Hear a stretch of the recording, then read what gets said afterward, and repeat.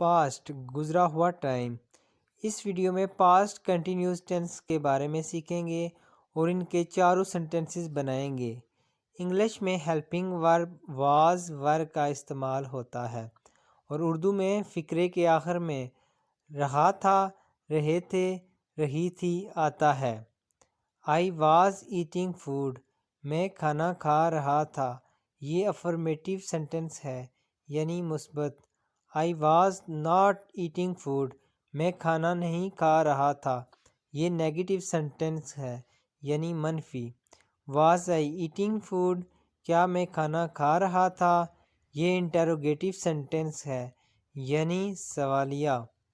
Was I not eating food, کیا میں کھانا نہیں کھا رہا تھا، یہ نیگیٹو انٹروگیٹو سینٹنس ہے یعنی منفی اور سوالیہ بھی۔